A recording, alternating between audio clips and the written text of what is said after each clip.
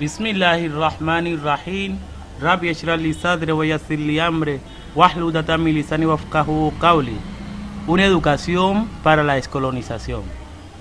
Antes de empezar este ensayo, no está de más recordar escritos muy importantes como La educación para la libertad, del pedagogo brasilero Paulo Freire, y de maestros que marcaron la historia de Colombia y de nuestra América, como lo fue Simón Rodríguez, responsable de la educación desde la infancia del libertador Simón Bolívar, y muchos otros que han hecho aportes al tema de la educación en perspectiva de libertad y dignidad para nuestros pueblos, desde generaciones pasadas a nuestros tiempos.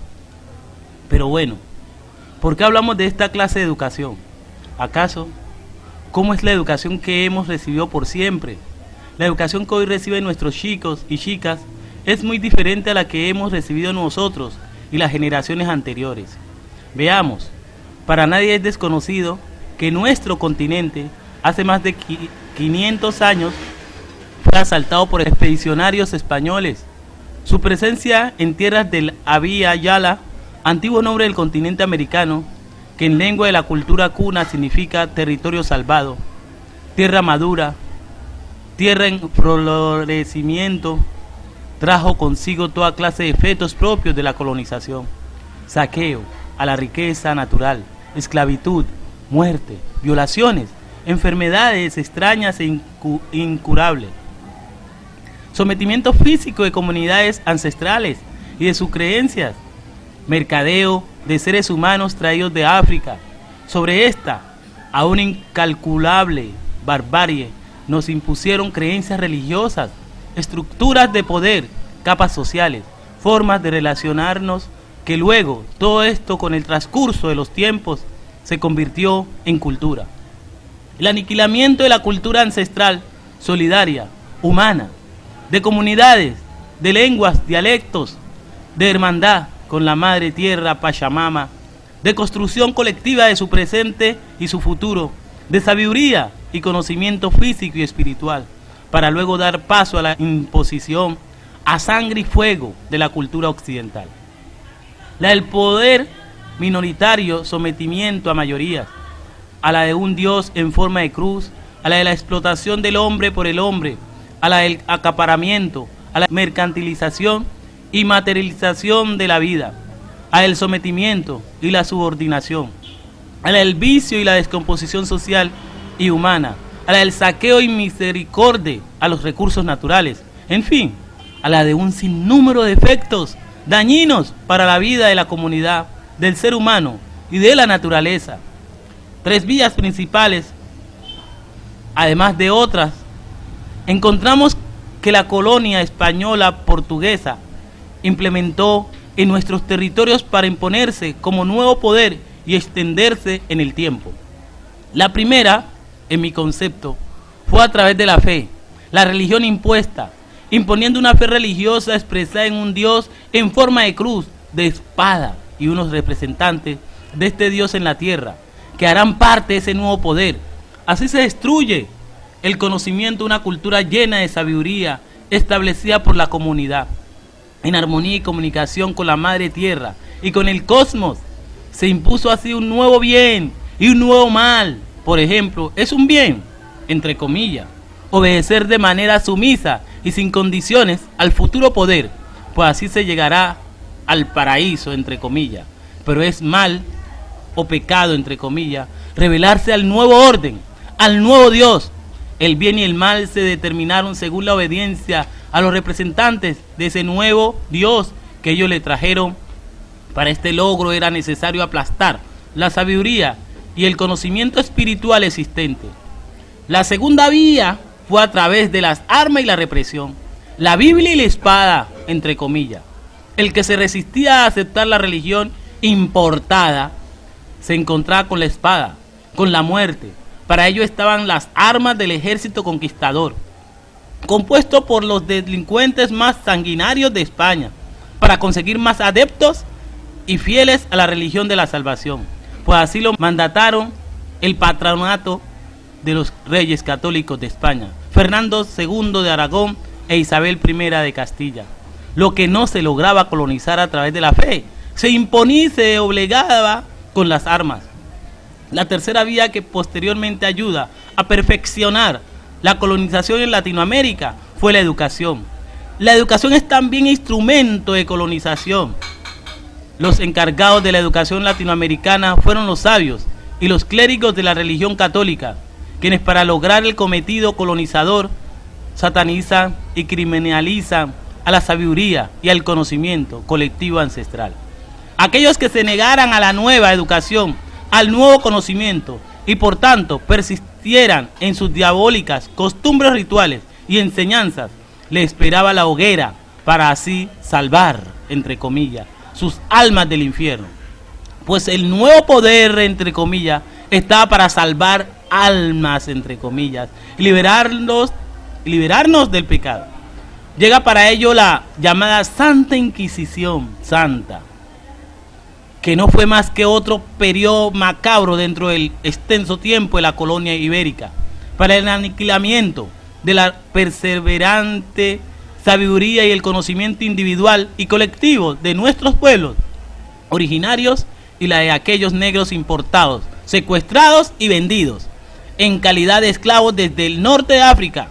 Así la educación impartida desde el colonizador también es instrumento para destruir la historia ancestral e imponer la historia del poder, la del Salvador, la del civilizador, la educación para los que quieren ir al cielo. Por ello es una educación para el sometimiento agresiva, opresora y conductista.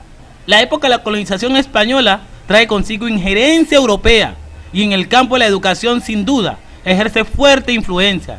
Este modelo educativo, como instrumento del poder intruso, no cambia su objetivo a pesar de la posterior independencia de nuestro continente del yugo español. Pues por todo es sabido que nuestro continente, gracias a la política santanderista, pasó luego a manos del colonizador norteamericano, con toda su injerencia propia de un imperialista. El modelo educativo que desde allí se impone de continuidad a la finalidad inicial y su control directo de la Iglesia clerical católica se mantiene. La Iglesia y su institucionalidad siguen ejerciendo control en el poder, aunque ahora desde el Vaticano.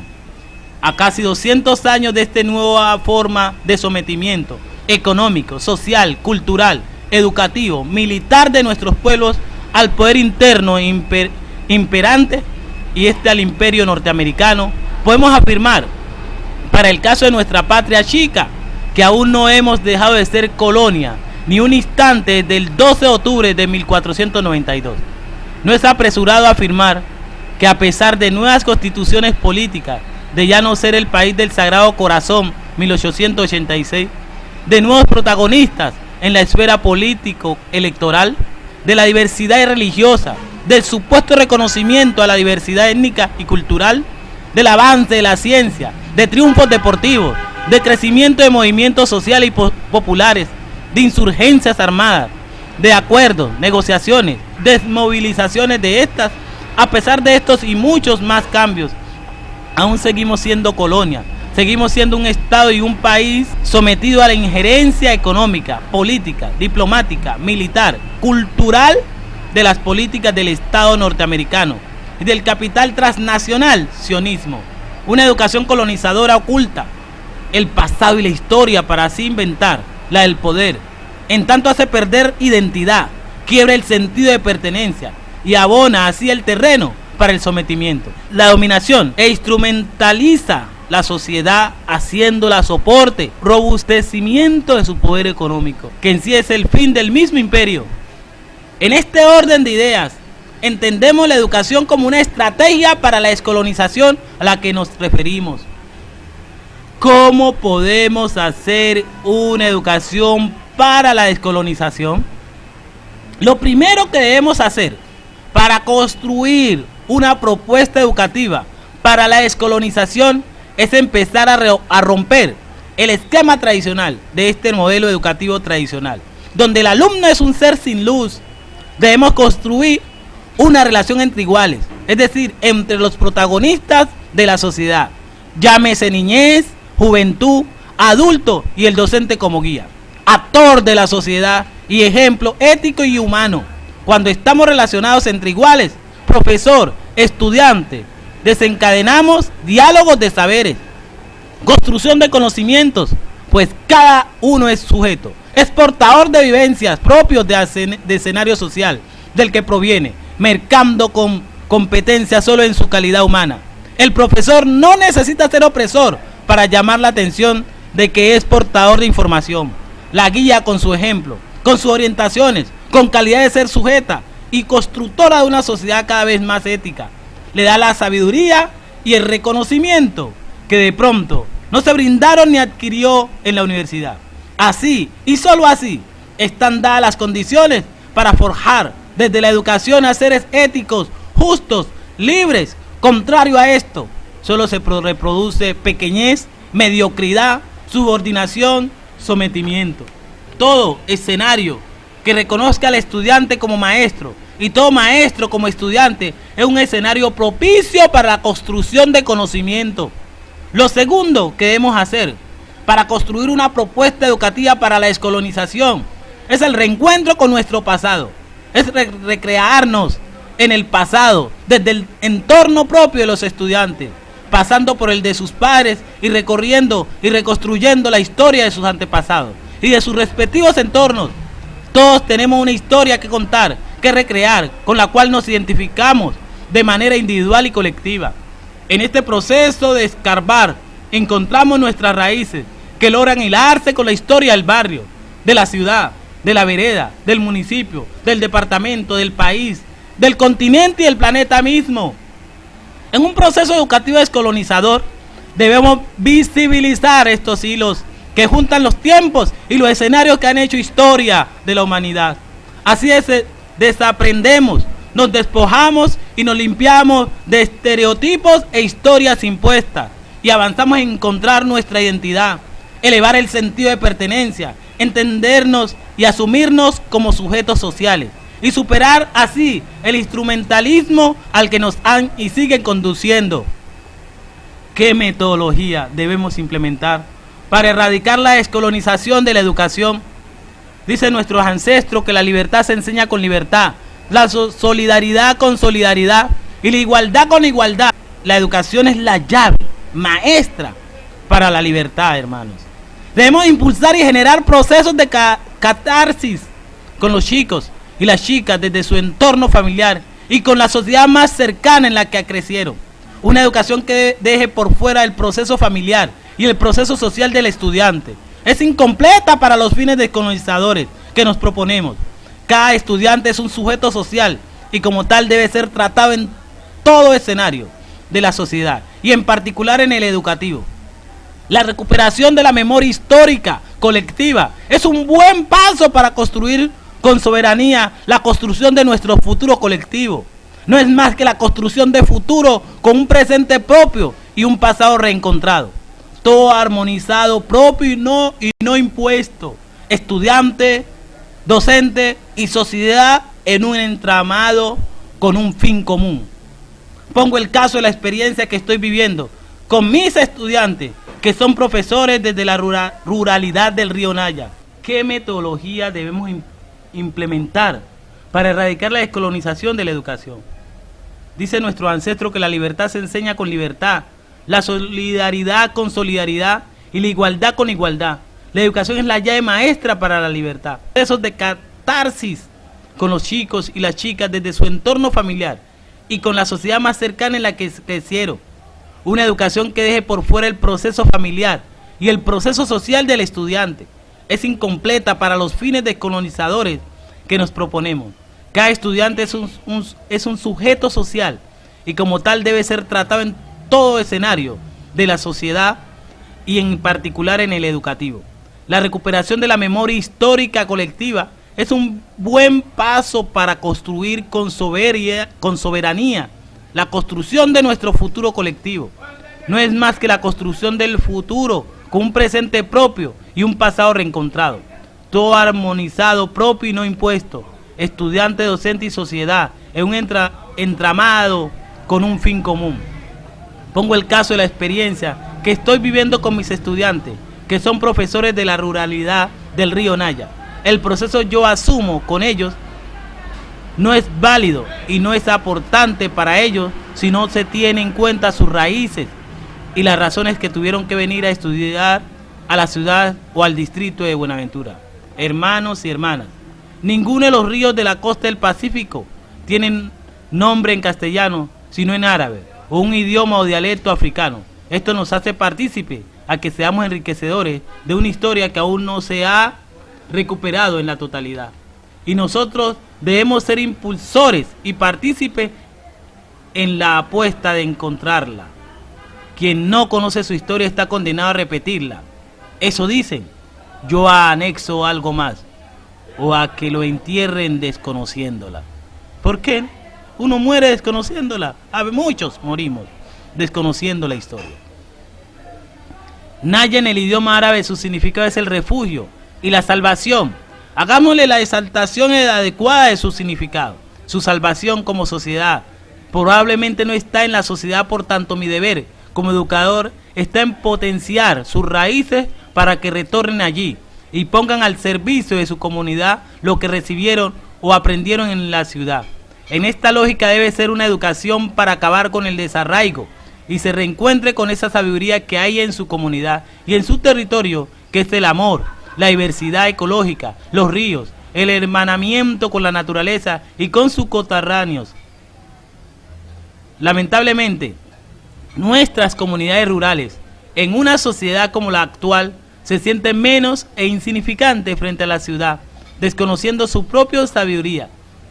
Vemos cómo unas de las zonas rurales se deslumbran por aprender a manejar un vehículo último modelo como un Mercedes-Benz, pero nunca piensan que el maniobrar en aguas turbulentas, la canoa con sus canaletes, prender una estufa de carbón o leña, hacer lámparas de petróleo, escuchar y entender el idioma de los pájaros, conocer la creencia del mar, es algo envidiable por gran parte de la sociedad. Nos niegan nuestros saberes y en el peor de los casos, campesinos, indígenas y afrodescendientes, nos autoconsuramos a la posibilidad de visibilizar ese conocimiento. ¿Para qué sirve un Mercedes-Benz en esta zona rural cuando sabemos que nos desplazamos con facilidad en una canoa o un caballo? No solo para los alimentos, para nuestro consumo, sino también para el resto del país. Tengo una anécdota para contarles. En la ciudad capital del Valle, solo a 2 horas y media de Buenaventura, se sentaban los estudiantes de una universidad solo para burlarse al ver campesinos de los ríos, campos y veredas de Buenaventura, cómo se cruzaban los semáforos y cómo se subían los puentes peatonales. Se mofaban horas y horas ver al pobre campesino, no entender qué indicaba el color amarillo, rojo y verde en el semáforo, y cómo corrían como locos y se devolvían al ver tantos automóviles. Como Dios todo lo contabiliza, estos universitarios les tocó ir a realizar sus pasantías, su práctica docente, en una zona rural del mismo distrito de Buenaventura. Lo primero que se encontraron fue un guía de la comunidad rural que le entregó a cada uno una canoa y un canalete para que cruzaran el río. Ellos no refutaron nada porque creían que andar en una canoa era cosa muy fácil y además servía para contabilizar en su experiencia y hoja de vida. Lo que no sabían es que el canalete con la corriente de las olas sirvió fue para voltear la canoa y arrojarlos al río con ropa y equipaje. Lo peor de todo es que no sabían tampoco nadar estos pobres caleños. En las narraciones islámicas orientales se dice que un gran sabio imprudente subió a un barco para ir a enseñar su conocimiento a otro país. Lo primero que hizo fue ir a cuestionar al capitán del barco, haciéndole cientos de preguntas de filosofía, creencias, matemáticas y leyes prácticas. El capitán, solo asombrado, decía: no sé, mi maestro. El sabio, al ver tanta ignorancia de su capitán, le dijo de una forma déspota: tienes la mitad de tu vida perdida. El capitán respondió: bueno, mi gran maestro. A las horas del viaje, el barco se golpeó con una gran roca, haciéndose un boquete que tenían que salir todos los pasajeros nadando del barco. El capitán fue avisando a cada habitación del barco, y en eso encontró al gran sabio en un rincón, temblando y asustado. Entonces el capitán le explica detalladamente lo que está ocurriendo y lo que se tiene que hacer, pero al ver que su gran sabio seguía nervioso en un rincón, le preguntó el capitán: mi gran sabio, ¿usted sabe nadar? Le respondió que no. Entonces le dijo el capitán: mi gran sabio, yo tenía la mitad de la vida perdida, pero usted tiene toda la vida perdida. Hermanos y hermanas, docentes y estudiantes, cada uno es sabio en su propio territorio y en su propio momento, sin dejarnos provocar por las competencias. La cuarta vía que nos conduce a un modelo educativo para la descolonización es no aceptar las competencias. Esto no propicia la articulación de los diferentes saberes y conocimiento entre los territorios y los tiempos. Esto no propicia la articulación de los diferentes saberes y conocimiento entre los territorios y los tiempos que crean nuestra historia, pues en las competencias siempre habrán excluidos y marginados. La única competencia que debemos impulsar es la competencia diaria de ser mejores seres humanos de manera integral. Solo esa competencia nos debe animar. Lo demás es perjudicial para los fines colectivos y comunitarios. Solo beneficia al poder que se consolida con nuestras frustraciones, pues cuando una sociedad está bien en ética y moral, está bien para el resto de fines y el individuo estará bien para su fin como sujeto al servicio de su comunidad. El conocimiento que cada uno aquí tenemos de la zona rural no está para competir con el conocimiento de la ciudad, no los de hoy con los de ayer. La única competencia que aceptamos, no solo en la educación, sino en todos los aspectos de la vida en sociedad, es el luchar constantemente sin receso por ser el individuo y la sociedad misma en todos los tiempos mejores, ética y humanamente. En nuestro caso, no debemos aceptar que sigan cogiendo carrera donde los afrodescendientes en muchos territorios estamos en confrontación y competencia contra los indígenas, sus campesinos y viceversa, llamándolos con apodos como achimpas, minimizando al otro. ¿Acaso Dios creó esta diversidad de cultura y etnia para la confrontación y la competencia? Nuestro libro sagrado nos enseña la siguiente: oh gentes, oh en verdad os hemos creado un macho y una hembra, y hemos hecho de vosotros pueblos y tribus para que os conozcáis. En verdad el más noble de vosotros ante Dios es quien posee mayor temor de Dios. En verdad Dios todo lo conoce, está bien informado. Sagrado Corán, capítulo 49, versículo 13. Es decir, Dios nos ha creado de una sola pareja, seáis blancos o negros, árabes o no árabes, y nos ha agrupado en pueblos y tribus para que nos consideremos unos superiores a otros y más nobles que los demás, sino para que nos relacionemos y nos conozcamos y aprendamos unos de otros, pues la nobleza ante Dios no viene dada por la raza, el color o la posición social, sino por el temor de Dios. Página 488, el Corán, edición comentada de Raúl González Bornes. Hermanos y hermanas, la confrontación y la competencia entre nosotros lo que nos hace es ver quién domina o controla al otro y nos aleja del propósito de la creación y nos cierra el verdadero camino hacia el paraíso añorado. Sería que Dios creó la diversidad cultural para la confrontación, la competencia o el aniquilamiento unas por otras. Alhamdulillah, agradecimiento total al apoyo de la Fundación Sakini Boca.